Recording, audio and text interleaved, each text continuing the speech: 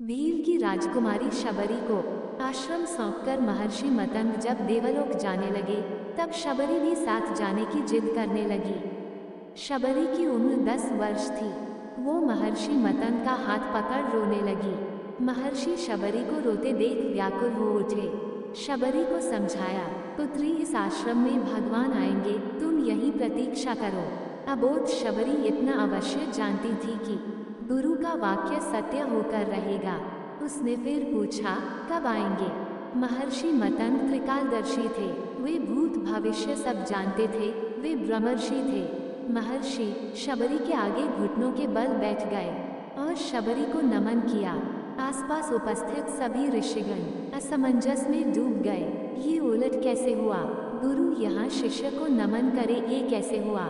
महर्षि के तेज के आगे कोई बोल न सका। महर्षि मतंग बोले, पुत्री, अभी उनका जन्म नहीं हुआ। अभी दशरथ जी का लगन भी नहीं हुआ है।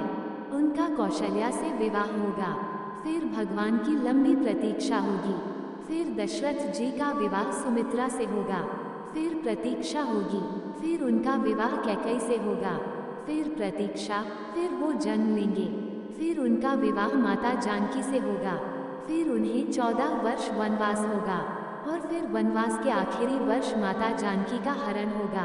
तब उनकी खोज में वे यहाँ आएंगे। तुम उन्हें कहना, आप सुग्रीव से मित्रता कीजिए, उसे आत्ताई बाली के संताप से मुक्त कीजिए, आपका अभीष्ट सिद्ध होगा और आप रावण पर अवश्य विजय प्राप्त करेंगे। शबरी एक क्षण किंकर्तव्य विमूढ़ हो गई। अबोध शबरी इतनी लंबी प्रतीक्षा के समय को माप भी नहीं पाई। वो फिर अधीर होकर पूछने लगी, इतनी लंबी प्रतीक्षा कैसे पूरी होगी गुरुदेव? महर्षि मतंग बोले, वे ईश्वर है, अवश्य ही आएंगे।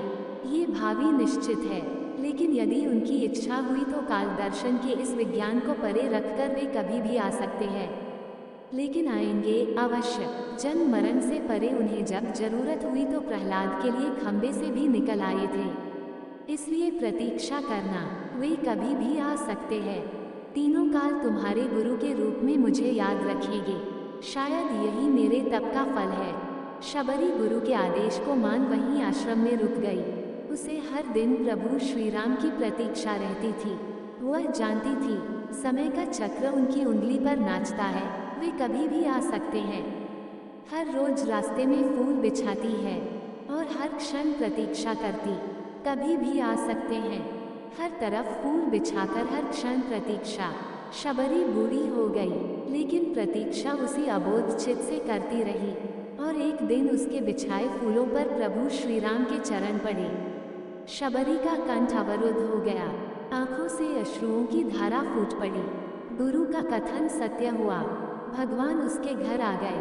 शबरी की प्रतीक्षा का फल ये रहा कि जिन राम को कभी तीनों माताओं ने जूठा नहीं खिलाया, उन्हीं राम ने शबरी का जूठा खाया। ऐसे पतित पावन मर्यादा पुरुषोत्तम दीन हितकारी श्री राम जी की जय हो, जय हो, जय हो। एकटक देर तक उस सुपुरुष को निहारते रहने के बाद वृद्धा भीलनी के मुंह से स्वर बोल फूटे, कहो राम।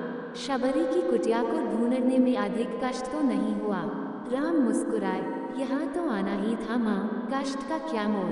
जानते हो राम, तुम्हारी प्रतीक्षा तब से कर रही हूँ जब तुम जन्मे भी नहीं थे। ये भी नहीं जानती थी कि तुम कौन हो, कैसे दिखते हो, क्यों आओगे मेरे पास। बस इतना ज्ञात था कि कोई पुरुषोत्तम आएगा जो मेरी प्रतीक्षा का अंत करेगा। राम ने कहा, तभी तो मेरे जन्म के पूर्व ही तय हो चुका था कि राम को शबरी के आश्रम में जाना है। एक बात बताऊं प्रभु, भक्ति में 2 प्रकार की शरणागति होती है।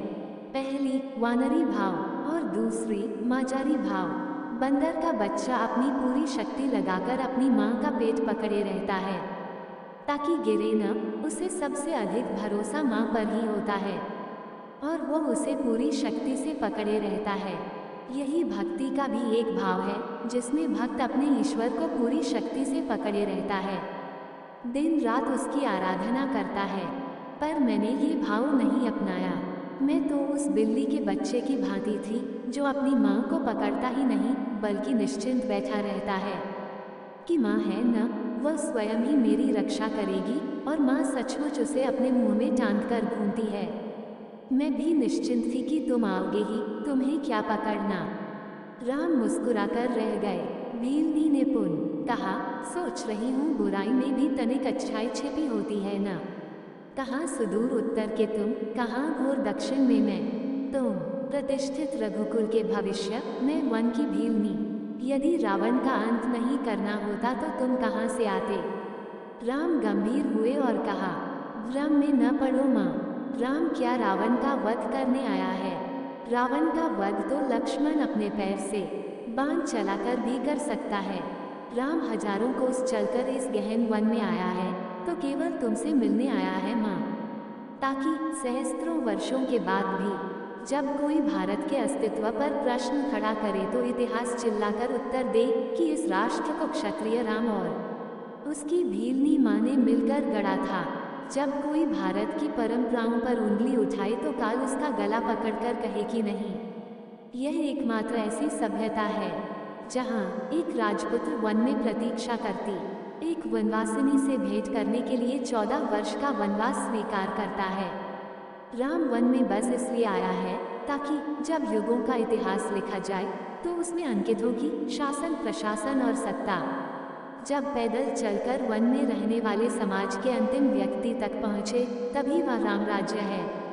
राम वन में इसलिए आया है ताकि भविष्य स्मरण रखे कि प्रतीक्षाएं अवश्य पूरी होती हैं। राम रावण को मारने भर के लिए नहीं आया है माँ। माता शबरी एकटक राम को निहारती रही।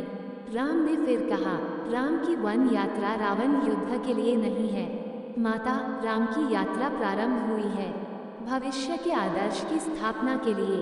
राम राजमहल से निकला है ताकि विश्व को संदेश दे सके कि एक माँ की अवांछनीय इच्छाओं को भी पूरा करना ही राम होना है। राम निकला है ताकि भारत विश्व को सीख दे सके कि किसी सीता के अपमान का दंड असभ्य रावण के पूरे साम्राज्य के विध्वंस से पूरा होता है। राम आया है ताकि भारत विश्व को बता सके कि अन्याय और आतंक का अंत करना ही धर्म है। राम आया है ताकि भारत विश्व को सदैव के लिए सीख दे सके कि विदेश में बैठे शत्रु की समाप्ति के लिए आवश्यक है कि पहले देश में बैठी उसकी समर्थक शूरपणखाओं की नाक काटी जाए और खर दूषणों का घमंड तोड़ा जाए। और राम आया है ताकि युगों को बता सके कि रावणों से युद्ध केवल राम की शक्ति से नहीं बल्कि वन में बैठी शबरी के आशीर्वाद से जीते जाते हैं। शबरी की आंखों में जल भर आया था।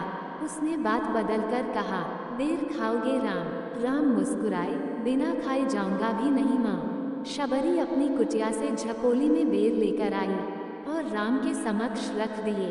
राम और लक्ष्मण खाने लगे तो कहा, बेर मीठे हैं न प्रभु, यहाँ आकर मीठे और खट्टे का भेद भूल गया हूँ माँ। बस इतना समझ रहा हूँ कि यही अमृत है। शबरी मुस्कुराई, बोली, सचमुच तुम मर्यादा पुरुषोत्तम हो राम। मर्यादा पुरुषोत्तम भगवान श्री राम को बारंबार सादर वंदन। जय जय सिया राम। यदि आपको ये स्टोरी पसंद आया तो प्लीज़ वीडियो को लाइक करें, शेयर करें और हमारे चैनल को सब्सक्राइब करना ना भूलें। धन्यवाद।